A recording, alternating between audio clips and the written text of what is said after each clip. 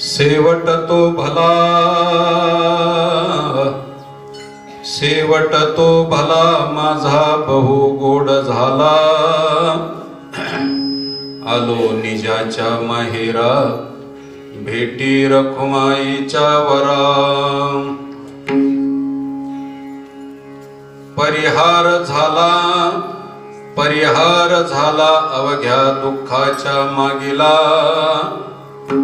आलो निजाच्या माहेरा भेटी रखुमाईच्या वरा, तुका मने वाणी गेली आता घेऊ धनी, आलो निजाच्या माहेरा भेटी रखुमाईच्या वरा, विठ्ठल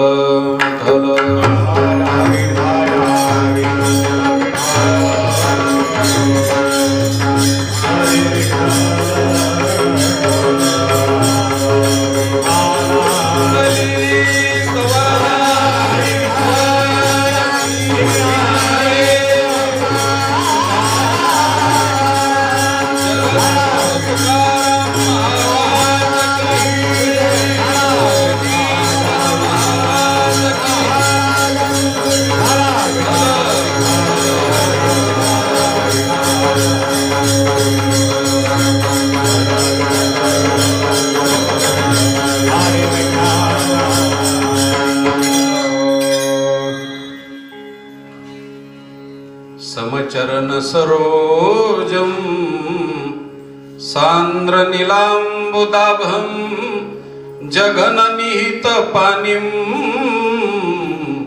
मंडनं मंडनानां तरुण तुलसी माला, कंदरं कंजनेत्रं सदै धवलहासं विठ्ठलं चिंतयामि, पांडुरंगा करू प्रथम नमन दुसरी चरण संताचिया, नमो ज्ञानेश्वरा निवृत्ती उदारा सोपान देवा मुक्ताबाई नमो त्रिभुवनी पावनाद्यत्रय जननी देवाचिया शेवट तो भला माझा बहु गोड झाला आलो निजाच्या माहेरा भेटी रखुमाईच्या वरा. प्रस्तुत प्राप्त प्रसंगी वैकुंठवासी चांगुनाबाई भवानजी दैफळे यांच्या गोड जेवणाच्या निमित्तानं त्यांचे तिन्ही सुपुत्र उत्तमरावजी भवानजी दैफळे, बालाजी भवानजीराव दैफळे आणि भागुराम भवानजीराव दैफळे यांच्या वतीनं हा कार्यक्रम आयोजित केलेला आहे. वैकुंठवासी चांगुनाबाई यांच्या स्थूल शरीराचे सर्व नातेवाईक, त्यांचे सुपुत्र, त्यांच्या सुना, त्यांची जावई व्याही कन्या, त्याच पद्धतीनं पुतणे पुतण्या, दीर भाये, इष्ट मित्र मैत्रिणी, सजन सुहृद, सखे, भाऊबंद, स्थूल शरीराचे सर्व नातेवाईक, त्या नातेवाईकाच्या वतीनं त्यांच्या सूक्ष्म शरीराला सद्गती मिळावी या दृष्टिकोनातून सर्व या ठिकाणी उपस्थित आहेत. सर्वांच्या वतीनं त्यांच्या सूक्ष्म देहाला मी सुमनांजली वाहण्याचा प्रयत्न करतो. त्याच पद्धतीनं त्यांच्या सूक्ष्म शरीराचे नातेवाईक, सर्व टाळकरी, माळकरी, भजनी मंडळ, त्याच पद्धतीनं सर्व सज्जन गृहस्थ,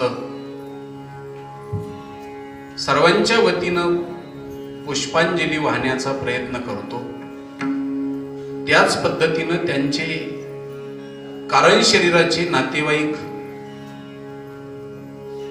जगद्गुरु तुकोबराय पासून ते निळोबराय पर्यंत, ज्ञानोबराय पासून ती सर्व संत मंडळींच्या वतीनं त्यांच्या सूक्ष्म शरीराला सद्गती मिळावी अशी अभ्यर्थना, प्रार्थना, अर्ज विनंती करण्याच्या निमित्तानं मी भावांजली त्यांच्या पदकमलावरती वाहतो. आणि महाकरण शरीराचे नातेवाईक कृष्ण कन्हैयापासून ते परब्रह्म परमात्म्यापर्यंत सर्वांच्या वतीनं स्नेहांजली, सुमनांजली, कुसुमांजली, प्रेमांजली, भावांजली, जलांजली, तिलांजली या माध्यमातून मी वाहतो. आणि भगवान मर्यामा नावाच्या देवतेला प्रार्थना करतो की चांगुनाबाई भवानजी दैफळे यांना तुम्ही तुमच्या पदकमलावरती जागा द्यावी आणि त्यांच्या सूक्ष्म शरीराला तुमच्या शरीरामध्ये सामावून घेऊन त्यांना मोक्षाचा मार्ग सुखकर करावा अशी अभ्यर्थना करतो. आणि अभंगाच्या पदापदाचं चिंतन करण्याकरता उपलब्ध होतो. विठ्ठल विठ्ठल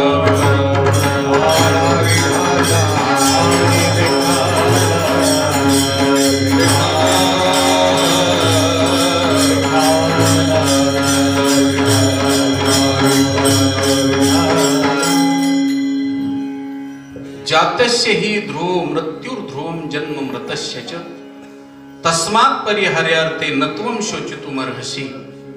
भगवान श्रीकृष्ण परमात्म्यानं गीतेमध्ये आपल्याला सर्वांना एक न्याय, एक नीती, एक आपल्याला सन्मार्ग प्रतिपादन केलेला आहे.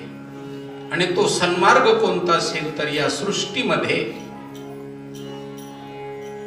अबाधित सिद्धांताचा एक आपल्याला प्रमेय प्रतिपादन केलेला आहे. त्रैकालाबाधित सत्य असलेला त्यांनी सिद्धांत प्रतिपादन केलेला आहे, प्रमेय सांगितलेला आहे. तो म्हणजे सृष्टीमध्ये जेवढं जेवढं दृश्यमान पदार्थ म्हणून दिसत आहे ते सजीव असो अथवा निर्जीव असो ते संपणार आहे, ते एके दिवशी जाणार आहे. जे दिसतंय ते नष्ट होणार, जे दिसत नाही ते दिसणार आहे. आणि जे दिसतं आणि जे पूर्वी नसतं ते मिथ्या असतं.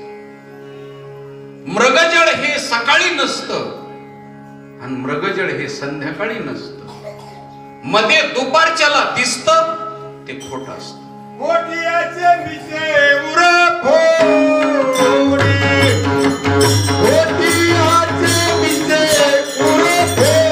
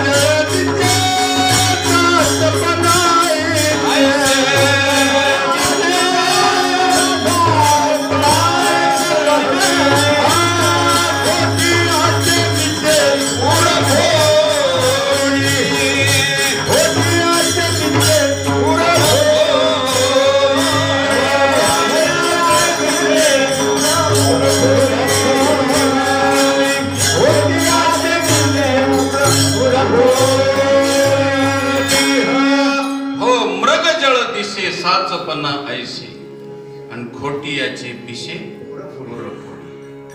हरण मरतात महाराज. हा दृष्टांत आपल्या ठिकाणी इत्यंभूत बसतो. आईच्या गर्भात येण्याच्या अगोदर आपण नव्हतो. त्याला शास्त्रानं आस्ती असा शब्द वापरलेला आहे. आईच्या गर्भात येण्याच्या अगोदर आपण नव्हतो, अस्तित्वात नव्हतो, दिसत नव्हतो. आईच्या गर्भामध्ये प्रवेश केला आणि काही दिवसानंतर जन्म झाला आणि दिसायला लागलो. मृगजळाची उत्पत्ती झाली. मेल्यानंतर समाप्त झालं. दिवस मावळला, मृगजळ गेलं. म्हणून दुपारच्याला दिसतंय ते एर मध्ये प्रतिभासे ते मायावसे दिसे, ते खोट आहे. म्हणजे शास्त्रीय परिभाषा जर वापरायची ठरली तर ज्याला प्रागभाव असतो त्याला प्रध्वंसाभाव असतो. म्हणजे ज्याला जन्म असतो त्याला मृत्यू असतो आणि ज्याला प्रागभाव प्रध्वंसाभाव असतो त्याला अन्योन्याभाव असतो आणि अन्योन्याभाव असतो त्याला अत्यंताभाव असतो. म्हणून जे दिसतंय ते सगळं संपणार आहे. वरची परिभाषा वापरत नाही, तुम्हाला समजेल अशी परिभाषा वापरतो. जे दिसतंय ते आज दिसतंय ते उद्या नसतंय. आणि उद्या आपल्याला जे दिसणार नाही ते आज दिसतंय ते सुद्धा खोटं आहे. साधा दृष्टांत तुम्हाला सांगतो, साधा सोपा दृष्टांत. हा माझ्या समोर माईक आहे. तुम्ही मतदार आहात. नाही आणि आहे हे दोन माणसं उभेत निवडणुकीला. कोण कोण? नाही नावाचा एक माणूस आहे, आहे नावाचा एक माणूस आहे. आणि तुम्ही इमानी ईदद्वारे मतदान करायचं. 1000 वर्षापूर्वी हा माईक होता का? नाही. आता नाहीला एक मत पडलं बरं का. लक्षपूर्वक आहे का? 1000 वर्षापूर्वी माईक नव्हता, एक मत पडलं नाहीला. 1000 वर्षानंतर हा माईक राहणार आहे का? नाही. म्हणजे नाहीला किती मतं पडली? 2 मतं पडली. आता सध्या दिसतोय ते आहे का नाही? आहे. म्हणजे आहेला एकच मत पडलं आणि नाहीला 2 मतं पडले. निवडून कोणता आला?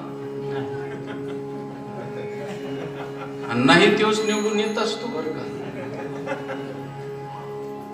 नाहीला 2 मतं पडले, आहेला 1 मत पडलं. म्हणून हा दिसतोय तो बी खोटा आहे. तसं चांगुनाबाई गेल्या असं समजायचं कारण नाही. आपण बी जाणार, आपणही जाणार आहोत एके दिवशी. आपल्यासाठी सुद्धा महाराज सरपण वाळलेलं आहे, तयार आहे. फक्त जाण्याचाच अवकाश आहे. जाणणारे माणसं बी तयार आहेत. आता कुणी कुणी जाणणारे माणसं, जन्माला पोरग घालणं म्हणजे बापानं आपल्या जाळण्याची व्यवस्था करणे. मग अशी आमच्या दादाने विचारलं, मुलाचा उपयोग काय? म्हणलं जाळण्यासाठी. त्यांनी विचारलं, मी उत्तर दिलं, मुलाचा सगळ्यात मोठा उपयोग जर कोणता असेल तर ज्या जगातलं, या जगातलं आश्चर्य सांगतो तुम्हाला, गिनीज बुकानं नोंद केलं नसलं तर ते गिनीज बुकाचं दुर्दैव आहे महाराज. ज्या मुलाला मायबापानं जन्म घातला, ज्याला जग दाखवलं आणि ज्याचे लाडकोड केले, तोच या जगातून त्यांना नष्ट करतो. हे आश्चर्य आहे. या जगातलं सत्य आहे की जो मुलगा बापानं जन्माला घातला आणि ज्याला जग दाखवलं, तो या जगातून मायबापाला नष्ट करतो. म्हणून मायबापानं एकच विचार करायचा, मुलगा ज्या दिवशी जन्माला आला त्या दिवशी बापानं असं समजायचं की आपल्या जाळण्याची व्यवस्था आपणच केलेली. म्हणून मगाशी माधव महाराजांनी विचारलं तर त्यांच्या दृष्टिकोनातून आपणा घात करू, शत्रू मी झालो दावेदारू. मुलाचं नातं मायबापाशी कोणतं आहे? तर मुलाचं नातं मायबापाशी एकच आहे की त्याच्या काही काळानंतर त्याला पेटवणारा. दुसरा पेटवीत नाही महाराज कोणी, मुलगाच पेटवतो. हे जगातलं आश्चर्य, मुलगाच पेटवतो. त्याचं अस्तित्व या सृष्टीतून नष्ट करण्याचं काम मुलगा करतो. म्हणून हे आश्चर्य आहे. परंतु त्याचं दुःख आपल्याला वाटत नाही, उरपाटा आनंद वाटतो. हे जग उलट आहे. हे जग उलट आहे. या जगामध्ये रीतरिवाज असे उलटे येत खऱ्या अर्थानं पाहिलं तर. म्हणून उपकार करणाऱ्यावरती पहिला अपकार जर कोण करीत असेल तर मुलगा करतो महाराज. तुम्हाला झेपलं तर घ्या, नाही तर घेऊ नका. म्हणून आपल्या देहापासून निर्माण झालेला, आपल्या बीजापासून निर्माण झालेला, आपल्यावरती अपकार करणारा, म्हणून जगातलं पहिलं आश्चर्य वाटलं गौतम बुद्धाला. सिद्धार्थला, पाटलीपुत्र नगरीचा राजकुमार सिद्धार्थ, त्याला पहिलं आश्चर्य वाटलं. म्हातारा पाहिला त्यांनी आणि त्यांनी सारथ्याला विचारलं की हा कोणता प्राणी आहे? त्यावेळेस त्यांनी सांगितलं की हा माणूस आहे. असा कसा जन्माला आला? सांगितलं माणूस हा प्रत्येक असाच होतो म्हणे. वृद्ध होतो म्हणले, मी पण वृद्ध होणार म्हणले. हो. युवक मेळाव्याचं उद्घाटन करायला निघालेला राजकुमार सिद्धार्थ रथ माघारी फिरवला आणि पुढे गेल्यानंतर त्याला एक प्रेत दिसलं आणि त्या प्रेताकडे पाहिलं. सांगितलं ही कशाची मिरवणूक आहे? म्हणले तसा वृद्ध झालेला माणूस असा मरतो. मरतो म्हणजे काय होतो? कारण त्याला माहित नव्हतं. मरतो म्हणजे काय होतं? सांगितलं या सृष्टीतून निघून जातो. परत कधी येतो? म्हणले कधीच नाही. कधी आले आपले आजी म्हणजे चक्रीला, आणि ते जर चक्रीला आले तर आपल्याला चक्कर येईल. ते जर एखाद्या वेळेस चक्रीला आले की पोराचं कसं चाललंय बघायला, घरात राहतील का? पुढं पळणाराचा नंबर पाहिला. ते येत नाहीत म्हणून बरंय. मग ही सृष्टी सोडून जर सगळे जात असतील तर मी बी जाणार आहे का? हो. रथाच्या खाली उडी टाकली महाराज आणि इराण, इराक पासून म्यानमार पर्यंत ज्यांचं राज्य होतं, मॉरिशस पर्यंत, म्यानमार पर्यंत, ब्रह्मदेशापासून ते इकडं अंदमान निकोबार बेटापासून ते वरचे नगर दादर हवेली पर्यंत ज्यांचं राज्य होतं, असा या देशाचा. आणि आजचं अफगाणिस्तान, त्या अफगाणिस्तान पासून, पाकिस्तान पासून ते बांगलादेशापर्यंत या देशाचा, हिंदुस्थानचा सम्राट होता महाराज गौतम बुद्ध. पण त्यांनी एक मेलेलं प्रेत आणि एक मेलेलं आपलं वृद्ध झालेला म्हातारा पाहिला आणि सावध झाला महाराज आणि त्याला मरण कळलं. रथाच्या खाली उडी टाकली आणि पळायला लागला. अरण्यामध्ये एक संन्यासी भगव्या कपड्यावाला दिसला आणि त्याला विचारलं, तुम्हाला मरण सांगता येईल का? म्हणले हो. मरणाची तुमची ओळख आहे का? हो, कारण मी जिवंत असून मेलेलो आहे. जगाच्या पाठीवर दोनच माणसं जिवंत असताना मरणाला ओळखणारी आहेत, एक गौतम बुद्ध आणि दुसरे जगद्गुरु तुकाराम महाराज. जगद्गुरु तुकाराम महाराज जिवंतपणामध्ये त्यांनी मरण पाहिलं.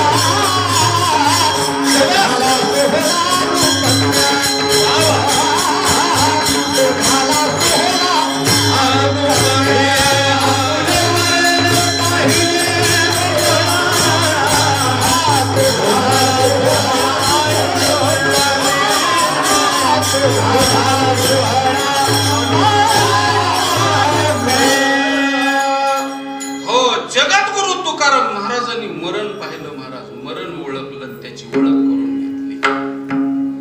आणि गौतम बुद्धानं विपश्यना नावाची साधना केली आणि मरण ओळखलं. महाराज आजही विपश्यनेनं आपल्याला मरण पाहता येतं आणि जगद्गुरु तुकाराम महाराजांनी ज्या साधनेतून पाहिलं ते मरण पाहता येतं.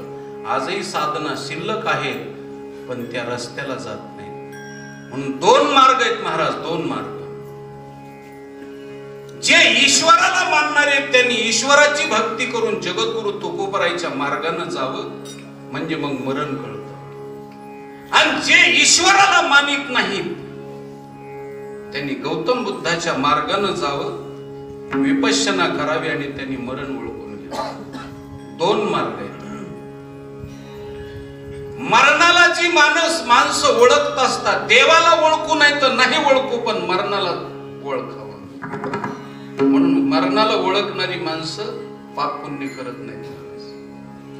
देवाला ओळखणारी माणसं पाप पुण्य करत नाहीत आणि मरणाला ओळखणारी माणसं पाप पुण्य करत नाहीत. आता मरायला लागलेला माणूस आहे, हातपाय खोडायला लागला आणि जीव चालला आणि त्याला सांगितलं मळ्याची पट्टी शेजारची तुझ्या विक्री निघाली, घेतोस का? घेल का? बागाची पट्टी विक्री निघाली, घेतोस का? घेईल का? त्याचा मार्ग वेगळा झाला. महाराज ज्याला मरण कळालं ती माणसं पाप पुण्य करत नाही. अति नास्तिक माणसं पाप पुण्य करत नाहीत आणि अति आस्तिक माणसं पाप पुण्य करत नाहीत. मधली माणसं पाप पुण्य करतात. अति तापलेलं पाणी, 100 डिग्री सेल्सिअस तप्त झालेलं पाणी, त्याचं बाष्प तयार होतं आणि त्या वाफेच्या शक्तीवर पूर्णपणे इंजिन चालतं. अति आईस्क्रीम झालेलं रेफ्रिजरेटर मधलं पाणी वस्तू जशीच्या तशी ठेवतं. आईस्क्रीम झालेलं पाणी क्रांती करतं आणि तप्त झालेलं पाणी क्रांती करतं, पण मधलं कोमट पाणी मात्र क्रांती करीत नाही. तुमचं आमचं जीवन कोमट आहे म्हणून महाराज कीर्तन ऐकून ऐकून महाराज वाट लावले. पण कीर्तन ऐकून फरक नाही पडला, तमाशे ऐकून गाणी म्हणून कधी समजा म्हणजे बिघडले नाहीत आणि कीर्तन ऐकून सुधारले नाहीत. त्याचं कारण आहे कोमटपणी. म्हणून आमच्या हाताने आम्ही प्रेत जाळले, लोकांचे सरण रचले, पण आम्हाला काहीच फरक पडला नाही. एक पाहता एकाची दहाने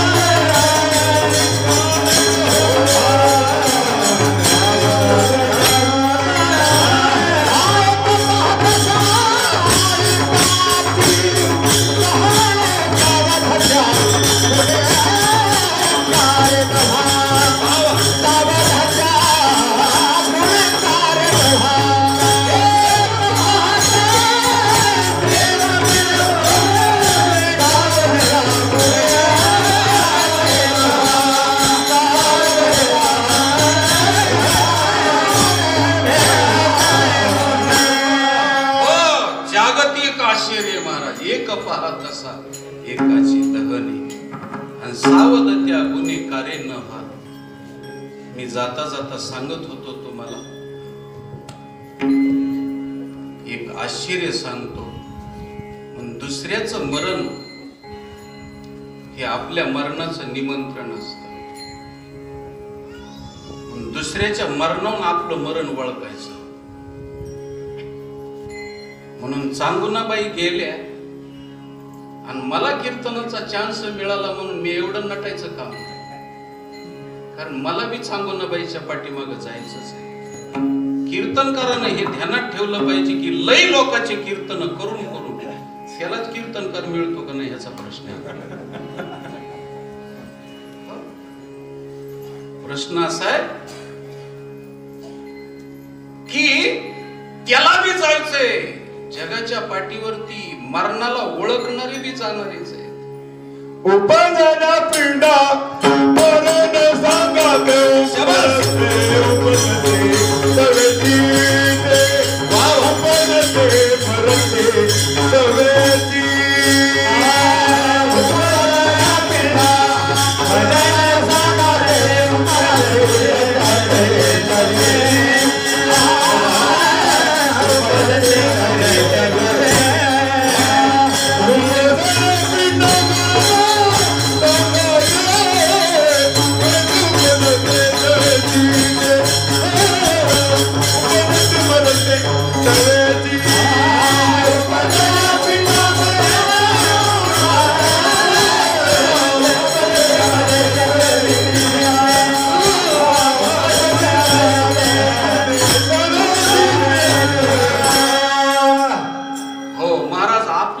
आपण संघ घेऊन आले.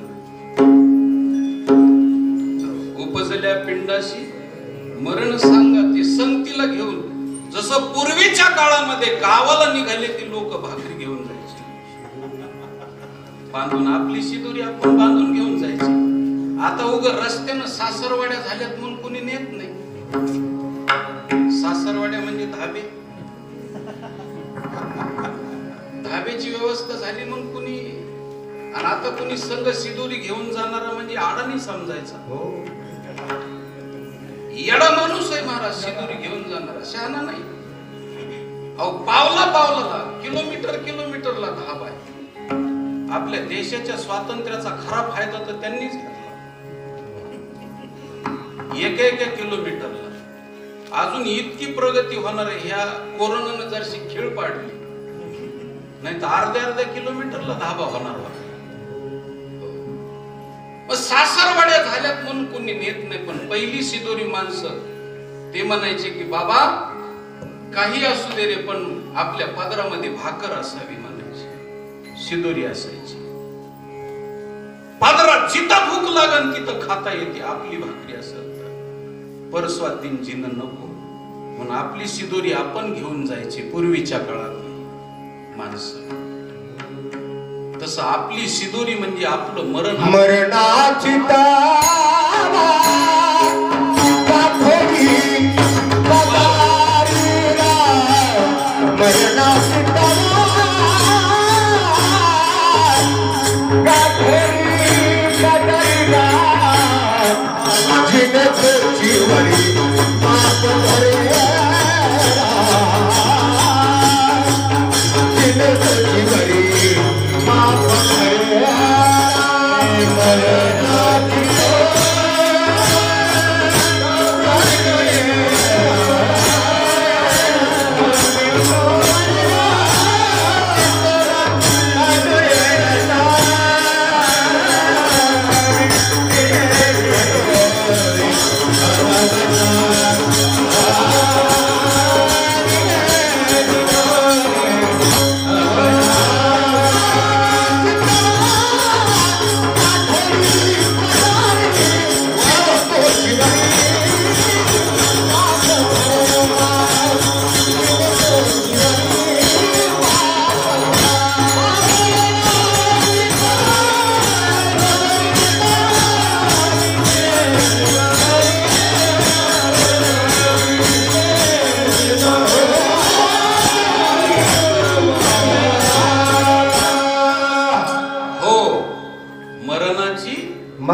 मरणाची तव तव गाठोडी पदरी गाठोडी पदरी जिने तोचीवरी माप भरे. हो जिने तोचीवरी माप भरे. सुंदर तऱ्हेचं प्रमाण दिलं महादेव महाराजांनी. मरणाची गाठोडी आपण संघ घेऊन आलेलो आहे, शिदोरी घेऊन आलेलो आहे महाराज. आणि ही शिदोरी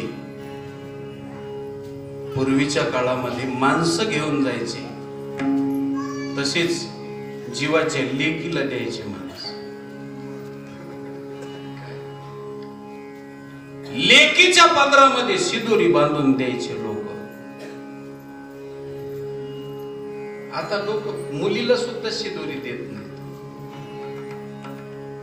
पूर्वीच्या काळात शिदोरी देण्याची पद्धत होती. शिदोरी म्हणजे नेमकं काय? आणि आताचे सुशिक्षित माणसं म्हणतात की खालच्या गल्लीत किंवा खालच्या गावात पोरगी दिलेली, तिला शिदोरीची काय गरज आहे? पण शिदोरी असायची, माहेरची शिदोरी महाराज. ही लक्षपूर्वक ऐका, तिच्या हक्काची शिदोरी आहे, माहेरची शिदोरी असायची. आणि जाता जाता एक वैशिष्ट्य सांगतो तुम्हाला.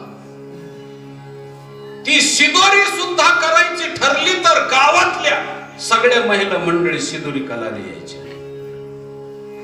पोळ्याची शिदोरी जर असेल तर गावातल्या सगळ्या महिला यायच्या.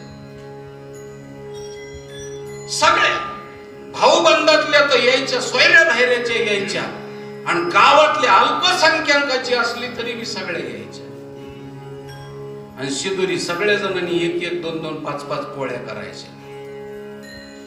मला वाटतं 5 महिला मंडळी सकाळपासून बसल्या तर 100-200 पोळ्या आहे. 4-5 जणी करते. इतक्या गावातल्या महिला मंडळीची काय गरज आहे?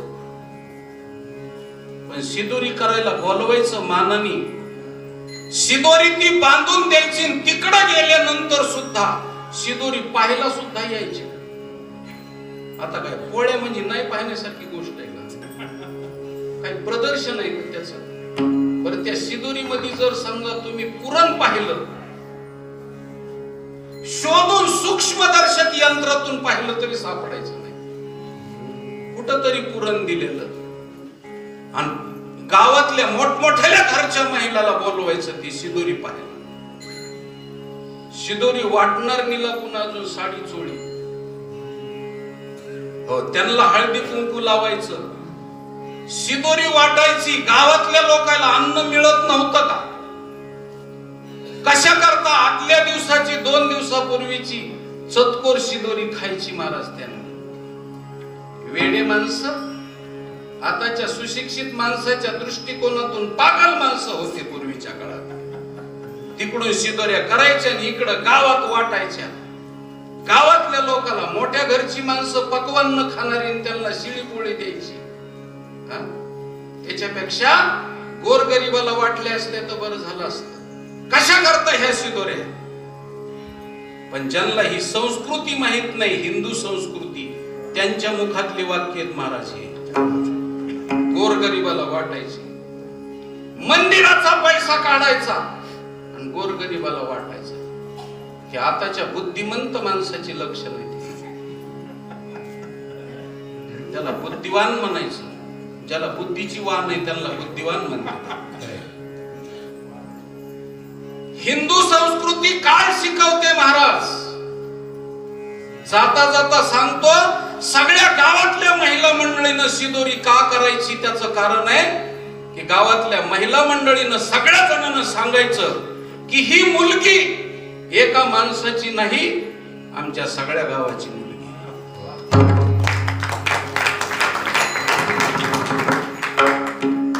त्या शिदोरीमध्ये प्रेम दडलेलं आहे महाराज,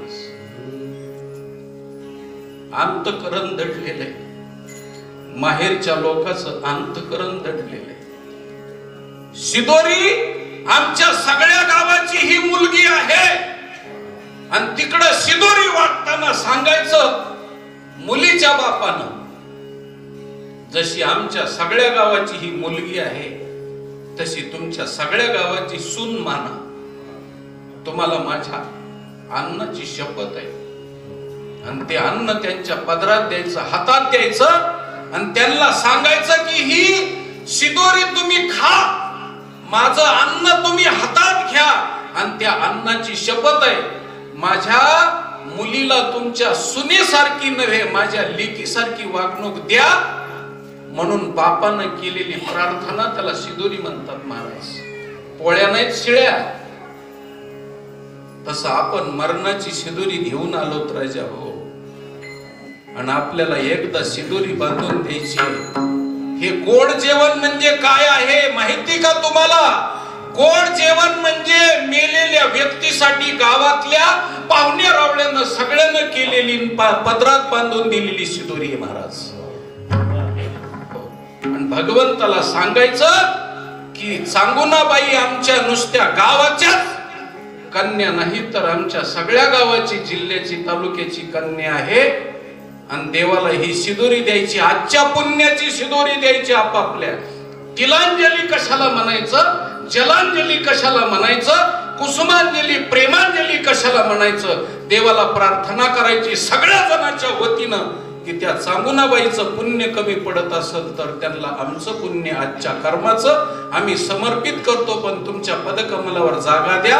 आणि आमच्या गावाची जशी लाडकी लेक आहे तशी त्या भगवंताच्या पुढे सुद्धा लाडकी लेक तुमची व्हावी. हो, लाडकी लेकी मी संताची मजवरी कृपा बहुतांची. म्हणून पुण्याची, पापाची आणि ज्या पद्धतीनं मरणाची शिदोरी आपण घेऊन आलेलो आहेत, म्हणून दुसऱ्याचं मरण हे आपल्या मरणाचं निमंत्रण असतं. म्हणून दुसऱ्याच्या मरणावर आपलं मरण समजीत जावं की मला बी एके दिवशी असं चढायचंय. मरणाची कार्य नाही आठवण,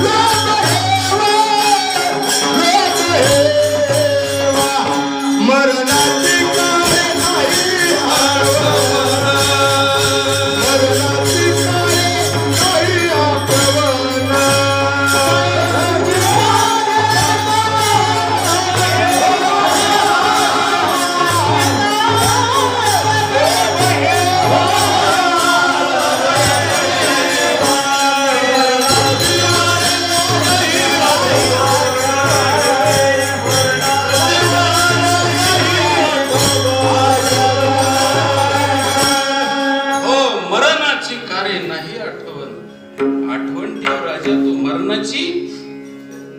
किती दिवस मला इथं राहायचे, किती दिवस राहायचे? माणसं हजार हजार 1200 वर्ष आपल्याला राहायचे अशी व्यवस्था करते. खोट सांगत नाही तुम्हाला राजा हो. 30 वर्षाचा होईपर्यंत हातात काही राहत नाही,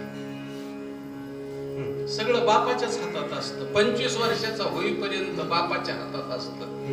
लग्न झाल्यानंतर 5 वर्ष घायाळ झालेला असतो, सुधरतच नाही. 30 वर्षाचा होईपर्यंत काही कळत नाही. 30 वर्षापासून पुढं 60 वर्षाचा झाल्यावर पोरं हातात ठेवीत नाही. खरं किती आयुष्य मिळालं? 30च वर्षाचं. पण एवढ्या 30 वर्षासाठी महाराज किती माणसं पाप पुण्य करते तो. दुसऱ्याच्या आवताची रुमणी आणून आपल्या आवताला घालते. टिकावानं बाण फोडीत नाहीत महाराज, खुरप्यानं काढते तर पलीकडून माती टाकते. आणि अख्ख्या जन्मामध्ये इतका बाण पूर्ण होत नाही, पण ढिलेच पडत नाही. बरं, ज्यांच्यासाठी करायचंय ते तरी त्याच्यासाठी त्यांनी उपकार मानाव ना. माझ्या बापानं जन्मभर हातभर बाण कोरला म्हणून त्यांनी तरी उपकार मानायला पाहिजे ना. महाराज ते बी उपकार माने. मग कुणासाठी कशासाठी काहीच प्रश्न नाही महाराज, काहीच प्रश्न नाही. दरवाजा मोकळा मोरीला बोळा. जन्मभर असंच चाललेलं, जन्मभर असंच चाललेलं. कशासाठी कुणासाठी काय काही नाही. मरणाची आठवण नाही, ओळख नाही, जाण नाही, परिस्थिती नाही, काही नाही. जन्म आली वाया गेली भक्ती नाही केली.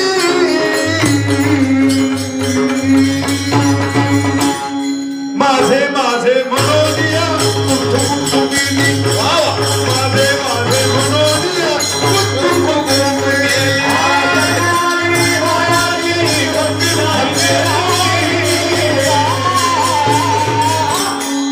माझे माझे मनोनिया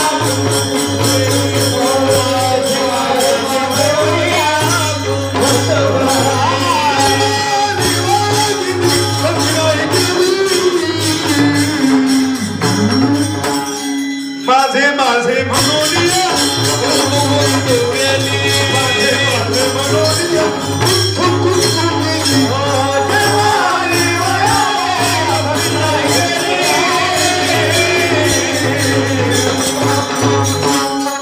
माझे माझे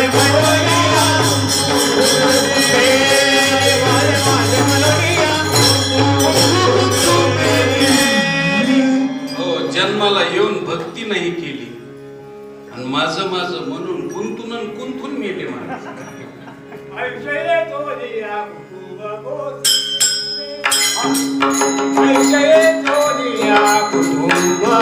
पोसिले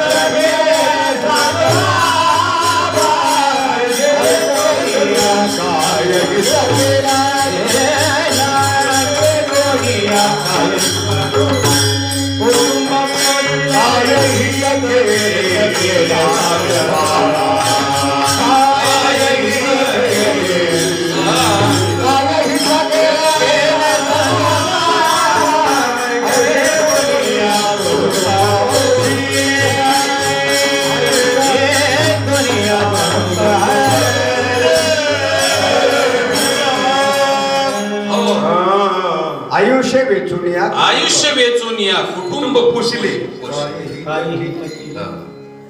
आयुष्य आपलं अमोल आयुष्य वेचून कुटुंब पोषलं. आणि सरते शेवटी ज्या कुटुंबाची सेवा केली त्या कुटुंबामध्ये तरी दुःख किती. तुम्हाला खोटं सांगत नाही महाराज.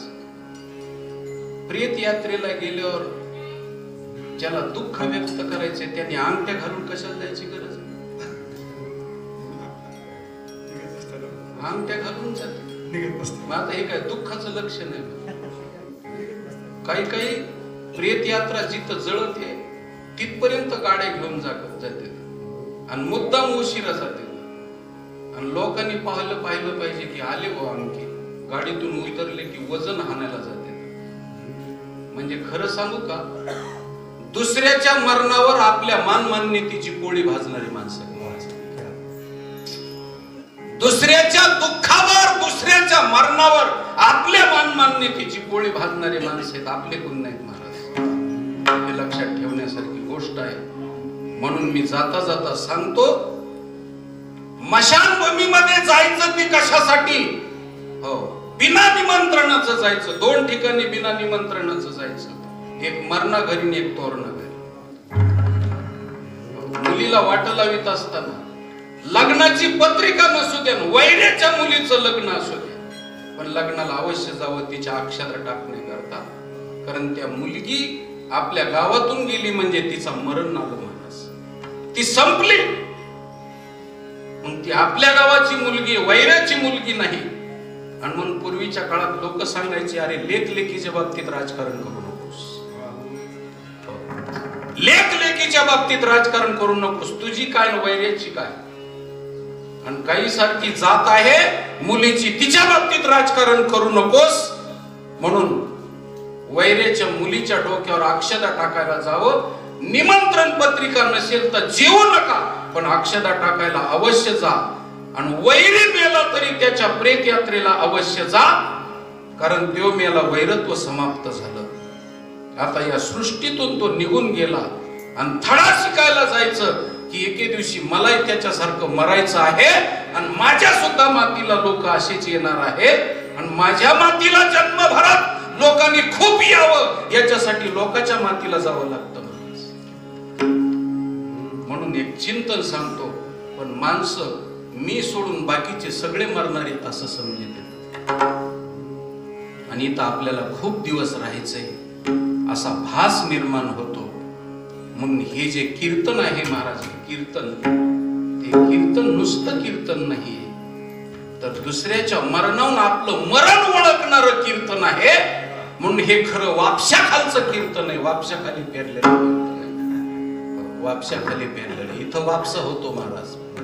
म्हणून स्मशानभूमीमध्ये या कीर्तनामध्ये वापसा असतो, बाकीच्या कीर्तनात वापसा असतो नाही तर नसतो, पण या कीर्तनात पूर्ण वापसा. आणि मग या वापशाखाली पेरलेलं वायाला जात नाही. म्हणून खऱ्या अर्थानं पाहिलं तर हे तुम्हाला सांगतो की जगातलं एकमेव सत्य जर कोणतं असेल तर मरण हे सत्य आहे. जन्म हा खोटा आहे महाराज, जन्म खोटा आहे, खोट्याकडे घेऊन जाणारा जन्म आहे. आणि मरण हे सत्याकडे घेऊन जातं. म्हणून मरण हे मरणामध्ये खोटं नाही, आणि मरणामध्ये तो माणूस, मरणारा माणूस आता खोटं करीत नाही, खोट्या माणसाशी सुद्धा खोटं वागत नाही आणि आपल्या मनाशी तो खोटं वागत नाही. म्हणून मगाशी मी सांगताना सांगितलं की जी माणसं जगाला फसवतात पण स्वतःच्या मनाला फसवित नाहीत महाराज. स्वतःच्या मनाला साक्ष असतात ते, आणि मनाला ग्वाही देत असतात की माझ्या मनानं माझी मला साक्ष दिलेली आहे की मी किती खोटा आहे. म्हणून सांगतो तुम्हाला, एकच गोष्ट सांगतो की मरणाकडे जाणारी माणसं हे सत्याकडे जात असतात. तमसो मा ज्योतिर्गमय, अंधाराचा प्रवास उजेडाकडे असतो. उगवलेला सूर्य हा अंधाराकडे जात असतो मावळण्याकडे, आणि मावळलेला सूर्य एके दिवशी काही तासानंतर उगवण्याकडे येत असतो. म्हणजे मावळलेला सूर्याच्या पाठीमागे अंधार दिसत असला तरी त्याचा उजेडाकडचा प्रवास आहे, आणि उगवलेल्या सूर्याचा उगवलेला सूर्य दिसत असला तरी त्याचा अंधाराकडचा प्रवास आहे. जन्म हा अंधाराकडचा प्रवास आहे आणि मृत्यू हा पुन्हा पुनरपी जन्माचा प्रवास आहे, उजेडाकडचा प्रवास आहे. म्हणून आमची श्रुती माता सांगते तमसो मा ज्योतिर्गमय, अंधाराकडून सूर्याकडचा प्रवास आहे. म्हणून मरण या जगाच्या पाठीवर जेवढा उपकार करतं तेवढा जन्म करीत नाही. जन्म पाप मार्गाला नेऊन घालतं आणि मृत्यू हा सन्मार्गाला, पुण्य मार्गाला नेऊन घालतो. म्हणून ईश्वरानं या सृष्टीमध्ये मरण दिलेलं आहे, हे उपकार आहेत महाराज. म्हणून देवाचे उपकार आहेत, देवाची माया आहे. म्हणून माणसं परावृत्त पापापासून व्हावेत म्हणून त्याच्याकरता मरण दिलेलं आहे. आणि मरण हे निज स्वरूपाला जाण्याकरता केलेली वाट मोकळी वाट आहे. म्हणून जाता जाता सांगतो, मुलीला माहेरी जात असताना जेवढा आनंद असतो तेवढा सासर घरी जात असताना आनंद नसतो. म्हणून मरण हे माहेर घरचा प्रवास आहे, आणि माहेर घरचा प्रवास आहे. म्हणून माझ्या तुकोबरायनं अभंगाच्या पहिल्या चरणामध्ये त्याचा उल्लेख केलेला आहे की माझा माहेर घरी गेल्याच्या नंतर माझ्या सासर घरचा पूर्णपणे दिवस गोड झाला, आणि मी माझ्या माहेराला आले आणि माहेरात येऊन माझ्या मायबाप असलेल्या पांडुरंगाची भेट झाली. म्हणून माझा जन्म सुफळ झाला. माहेराला गेल्याच्या नंतर मुलीला मायबाप विचारतात, पोरी सासर कसं आहे? ती सासरचं इत्यभूत वर्तमान सांगते की आई तुझ्यासारखी माझी मायाळू सासू आहे, आणि बाबासारखे माझे सासरे, बाप म्हणून माझे सासरे आहेत. त्यावेळेस मायबापाचं अंतकरण एवढं मोठं होतं की तिला वाटतं की 70 लाख रुपये तुझ्यासाठी खर्च केले लग्नाचे, पण सगळे पैसे माझे फिटून गेले, तुझा सोन्याचा संसार झाला. तसं यह सासरवारीत आपण सासरग्रही नांदायला आल्याच्या नंतर माझ्या पांडुरंग मायबापाची भेट झाली आणि माहेराला गेल्यानंतर आपलं जर मस्तपैकी पुण्यरूपी संसार आपला चांगला झाला तर माझ्या मायबापाला आनंद होतो आणि त्याचा इथालचा दिवस शेवट गोड होतो. शेवट तो भला शेवट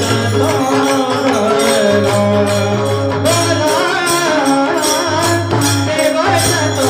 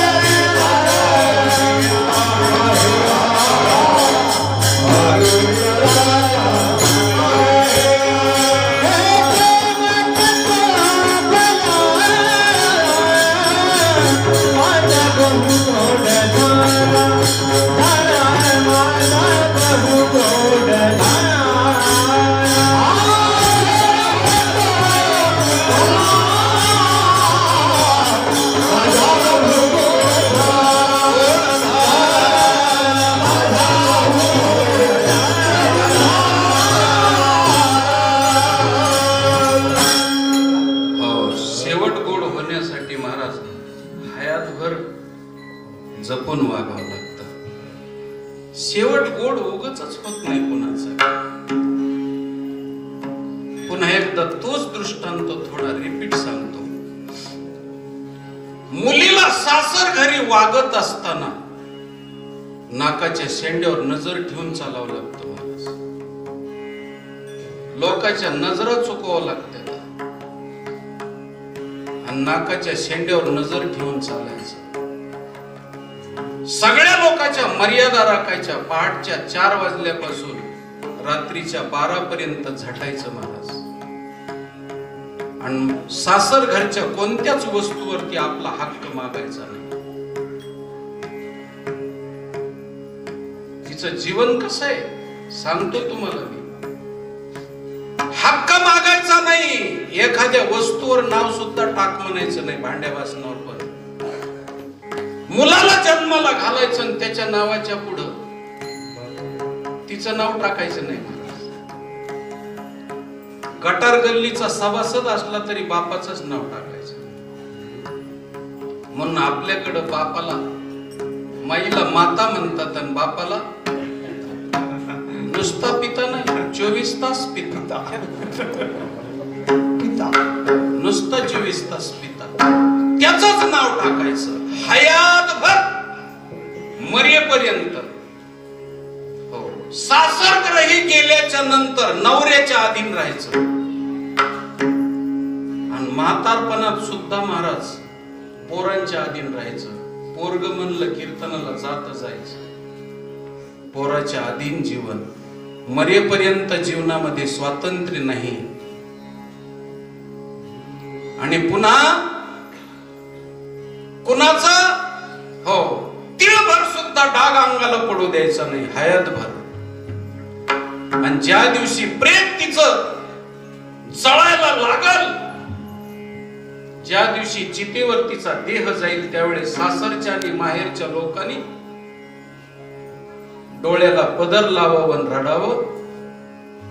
बाई चांगली वागली एवढा म्हणून घेण्याकरता जन्मल्यापासून बापाच्या घरापासून ते मरेपर्यंत महाराज तिला तलवारीच्या धारेवरून अनवानी पायी चालल्यासारखं असतं. पायात काही न घालता क्षुरस्य धारा निशिता दुरत्या दुर्गम पतस्तत कवयो वदंती. तलवारीच्या धारेवरून पायी चालताना पायात काही न घालता चालायचं. इतकं अवघड तितकं नाना अवघड असतं महाराज. आणि तिचा शेवट गोड त्या दिवशी होतो. चितेवर अग्नी पडला आणि लोकांनी पदर डोळ्याला लावले. त्या दिवशी त्यांचं जीवन धन्य झालं त्या बाईचं. आणि गोड झाला तिचा दिवस. तसं पुरुषाच्या बाबतीमध्ये सुद्धा हयातभर नाकाच्या शेंड्यावरती नजर ठेवून जपून चालायचं महाराज. तिला एवढा डाग पांढऱ्या कपड्याला लागला नाही पाहिजे. आणि आपण गेल्याच्या नंतर पाठीमाग रडणाऱ्या लोकांनी एवढंच म्हणायचं महाराज, याजसाठी केला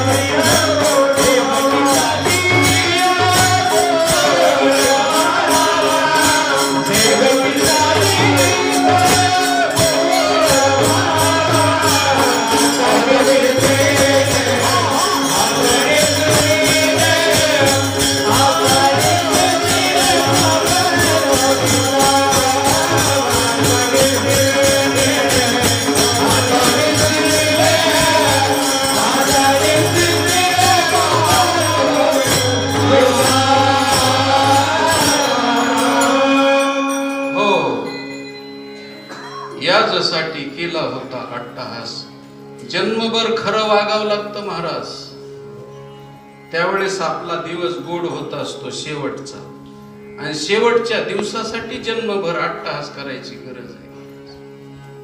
खोटं वागल्यावर नसतो महाराज शेवट गोड होत. मगाशी सांगताना राहून गेलो, किती खोटं बोलते, किती वागतेत महाराज. आता तर माणसं इतके खोटं बोलणार आहेत. 3 मिनिट सुद्धा जास्त झाले. मी उगा जुन्या काळातला म्हणून 3 मिनिटाची मुदत दिली.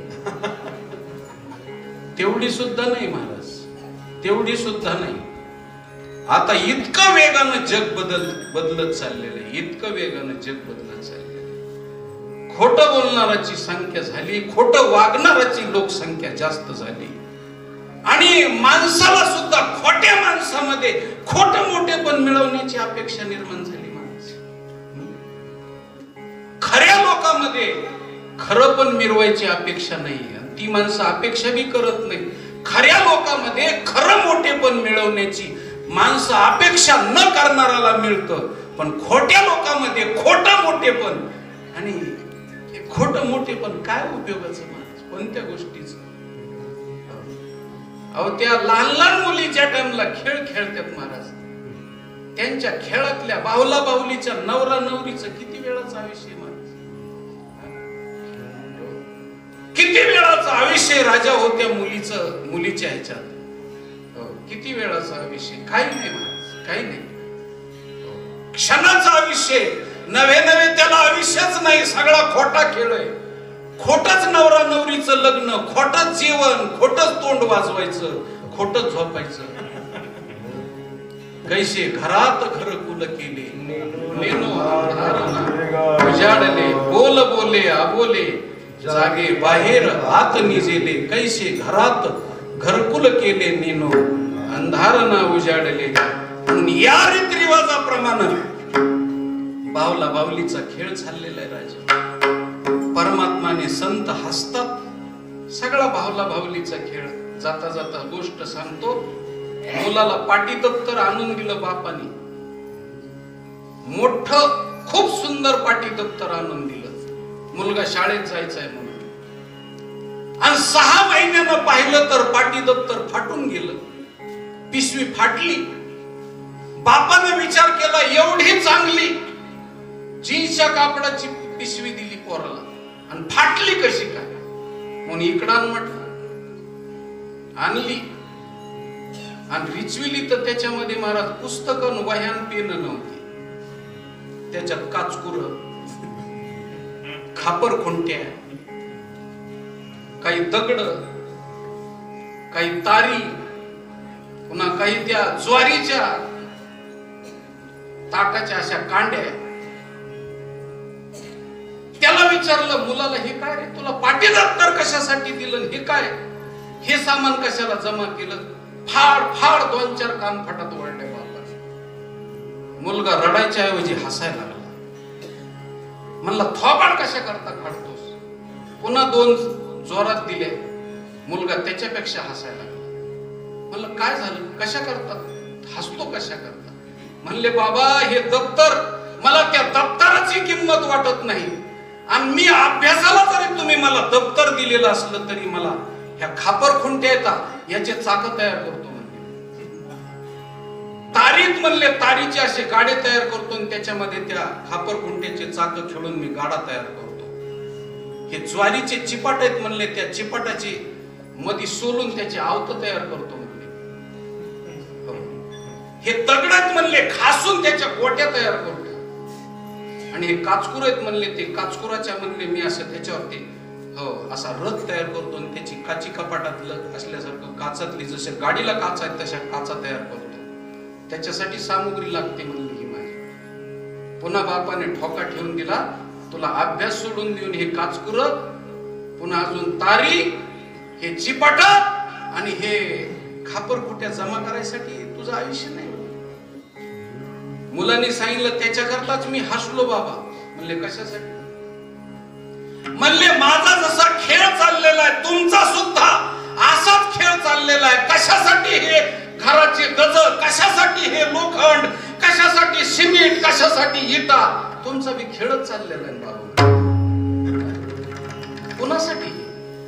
आणि तुम्हाला सुद्धा यम ठोकणारच आहे म्हणले. मला ठोकलं तसं आयुष्याचं मात्र केलं तुम्ही ह्या कामामध्ये. दुसऱ्याच्या जागेवर अतिक्रमण करून घर बांधलं म्हणले. दुसऱ्याच्या जागेवर अतिक्रमण करून घर बांधलं, आणि जर त्याला गज कमी पडले तर मारुतीच्या मंदिरातले काही चोरून गज आणून वापरले आणि उरलेल्या गजाच्या वंगाऱ्या केल्या म्हणले. एवढं पाप केलं आणि तुम्हाला कोणी ठोकाव? मुलगा म्हणला बापाला, मी नाही म्हणे तुम्हाला. मुलगा म्हणला बापाला की तुम्हाला कोणी ठोकाव? तुमचं बी हे खेळच चाललेलं आहे महाराज. दुनियामध्ये असा खेळ चाललेला आहे. आपण सुद्धा, म्हणून तुकाराम महाराजांनी सांगितलं हे घरचा खेळ आहे. पोरीचा जो घर खेळती ना ती पोरगी, हो तशी माझा खेळ खेळतीन. मग आई हाका मारती 2-3 वेळेस, आणि नाही हाक मारून ऐकलं तर ती माय येतील खपकन 2-3 ठोके टाकतील, फारफारा वडीत नेती. महाराज परमात्मा सुद्धा या खेळामध्ये अशाच पद्धतीनं खेळात रंगलेल्या लेकराला 2-3 वेळेस हाका मारतो. दाता पडतेत, केस पांढरे होतेत, हाका मारल्या महाराज, पण नाही लक्षात आल्यावर मग ठोका टाकतो, घेऊन जातो देव. म्हणून त्या सुंदर तऱ्हेचे एक भावगीत वापरलेले, भातुकलीच्या खेळामधली राजा आणि राणी, अर्ध्यावरती डाव मोडीला अधुरी एक एका. म्हणून त्याचा कोण कवी लेखक मला माहित नाही, पण सुंदर तऱ्हेचे महाराज आतापर्यंत अर्ध्यावरती डाव मोडतो आणि आपल्याला हात धुवून निघून जावं लागतं, आणि हा संसार हा खेळ कधीच पूर्ण होत नाही महाराज. आणि भातुकलीच्या खेळामधली राजा आणि राणी, ती जशी राजा राणी म्हणजेच नवरा नवरी, कायम नवरा नवरी राहतात, त्याला लेकर बाळ होत नाही, तसा आमचा अर्ध्यावरती डाव मोडून जातो आणि आपल्याला हात झाडून या जाती पात्र होती दंडाशी, आणि या पद्धतीनं दंडाला पात्र होतात महाराज. म्हणून आपला खेळ चाललेला मृत्यूकडचा प्रवास. म्हणून भगवंताच्या स्वरूपाची भेट झाली, माहेराला गेलं म्हणजे मग आपला दिवस गोड झाला. म्हणून शेवट तो भला, कारण आपल्या जन्मामध्ये काही लोकांचा शेवट गोड होतो पण भला होत नाही. म्हणून शेवट गोड बी व्हावा आणि भला बी व्हावा, ह्या 2 गोष्टी येतात. शेवट गोड बी व्हावा आणि भला बी व्हावा. आमच्या पुंडलिक रायाचा गोड बी झाला आणि भला बी झाला. भला भला पुंडलिका मानलासी जनलोका, या पद्धतीनं तुका म्हणे जिने आणि झाले संत संगष्टने. संताच्या संगतीनं, देवाच्या संगतीनं जीवन भलं होत असतं. संसारातल्या पापी माणसाच्या, खोट्या माणसाच्या संगतीनं आपलं जीवन परिपूर्ण होत नाही. भलं होणं, पूर्ण होणं म्हणजेच याचा अर्थ गोड होणं म्हणजे परिपूर्ण होणं.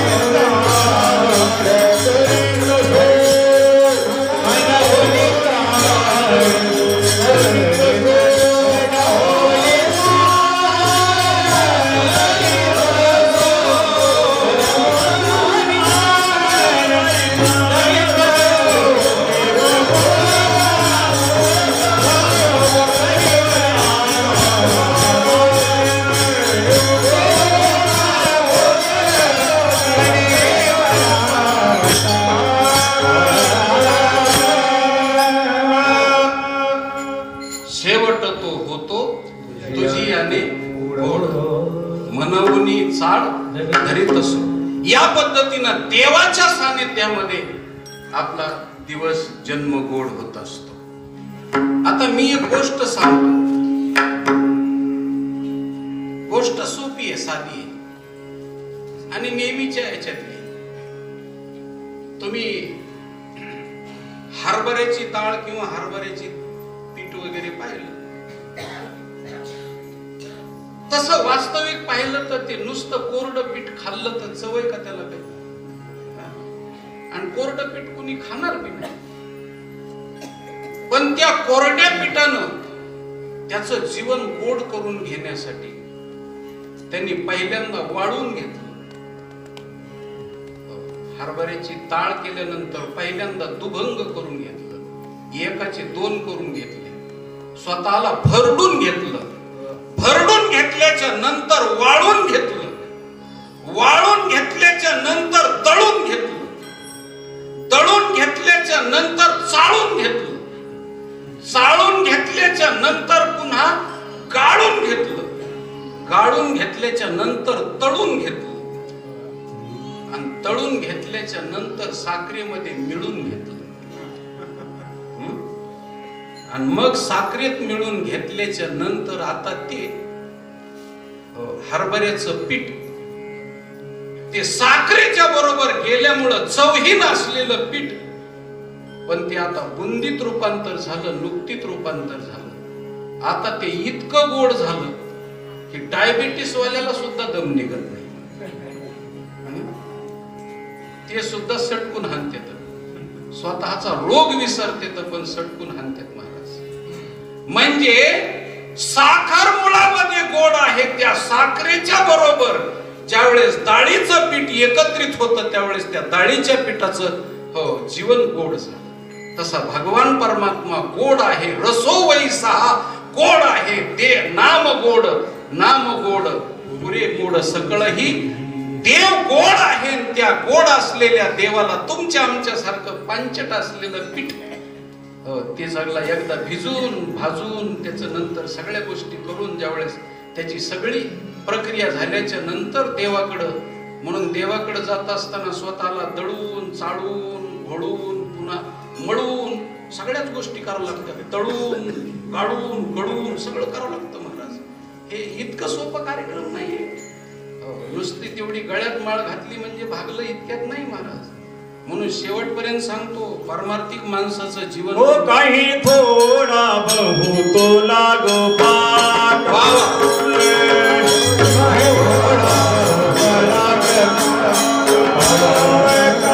भक्ती भाव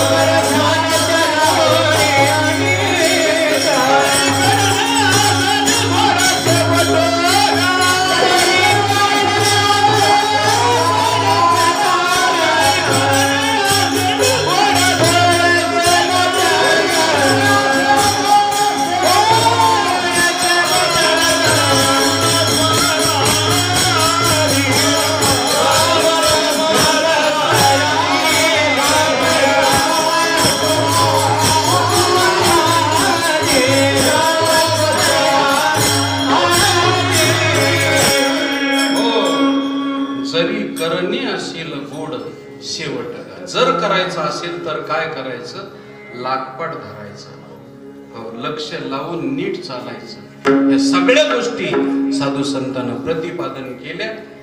तो परमात्म्याला साधू संताला मिळाला की गोड शेवट होतो, आणि तो जर कडू संसाराला मिळाला तर कडू होतो. तुका म्हणे कडू वाटतो प्रपंच, म्हणून प्रपंच हा कडू आहे महाराज. म्हणून कडू संसाराला जर जीवन दिलं तर कडू होतं, आणि गोड परमार्थाला जर जीवन दिलं तर गोड होतं. म्हणून शेवट तो भला माझा बहु गोड झाला, आलो निजाच्या माहेरा, आणि भेटी रखमाईच्या वरा. भेटी रखमाईच्या वराच्या बरोबर भेट झाली की आपला शेवट गोड होतो, आणि ती निज माहेर आहे. आणि माहेराला जात असताना मुलीला आनंद वाटतो, तसा मृत्यूच्या समयाला आनंद वाटला पाहिजे. मृत्यू म्हणजे माहेराला जाणे महाराज. म्हणून तर आमच्या तुकोबारांनी सांगितलं, आपुल्या माहेरा जाईन मी आता, आणि निरोपया संतात हाती आला. आणि जसं त्या मग तुकाराम महाराजांनी सांगितलं, माहेराला जात असताना, सासरला जात असताना त्या मुलीची बोळवण केली जाते, तसं आता आपली गेलेल्या माणसाची ही बोळवणच असते महाराज. आपल्याकडं मुलीची बोळवण केली जाते. आपल्या माहेरा जाईन मी आता, त्या माहेराला जात असताना निजाच्या आलो निजाच्या माहेरा, आणि भेटी रखमाईच्या वरा. एकदा तिकडं जायचं म्हटलं की सकळही तुम्ही माझी बोळवण करा. ऐकानी जगद्गुरु तुकाराम महाराजांनी सांगितलं. म्हणून शेवट जो गोड आहे, गोड जेवण आहे, वर्ष श्राद्ध आहे, 10वा आहे, 13वा आहे, हे काय आहेत महाराज, त्या मुलीच्या मांडव परतण्या आहेत, तिच्या गोड जेवणाच्या. त्यांच्याशी गोड जीवन आहे. आतापर्यंत कटू जीवन जर झालेलं असेल तर आमच्यासाठी गोड करून घ्या, अशी केलेली नम्र प्रार्थना म्हणजे गोड जेवण आहे.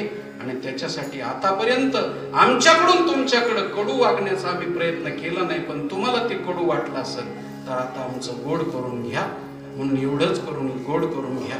मुलीचा बाप सासर घरच्या लोकांना सांगत असतो, आजवर होती आमची आता झाली तुमची, आणि आता पदरामध्ये आम्हाला घ्या. मुलीचा मामा सांगत असतो, आजवर होती आमची आता झाली तुमची, आणि आता आम्हाला पदरात घ्या, आणि जसं असेल तसं आम्हाला गोड करून घ्या. त्या पद्धतीनं चांगुनाबाई गेल्या. त्या भगवान परमात्म्याला सगळ्या जणांनी एकच प्रार्थना करायची की आमच्या जशा असत्यान तशा त्यांना गोड करून घ्या. हे गोड जेवणाचं निमित्त आहे. म्हणून झालेली सेवा श्री गुरुजींच्या, ज्ञानेश्वर महाराजांच्या, तुमच्यासारख्या सोन्यासारख्या श्रोतृवर्गांच्या पायावरती ठेवून माझ्या सेवेला पूर्ण विराम देतो. विठोबार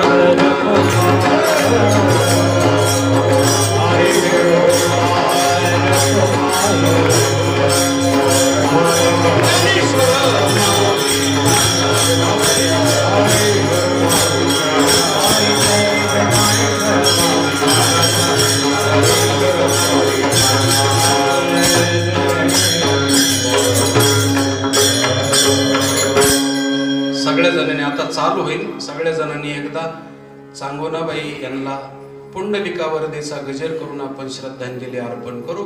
कारण त्यांच्या स्थूल शरीराचे सर्व नातेवाईक, सूक्ष्म शरीराचे नातेवाईक, पुन्हा कारण महाकारण शरीराचे नातेवाईक, सगळ्या जणांनी त्यांना एकदा श्रद्धांजली अर्पण करू. सगळ्यांनी पुंडलिक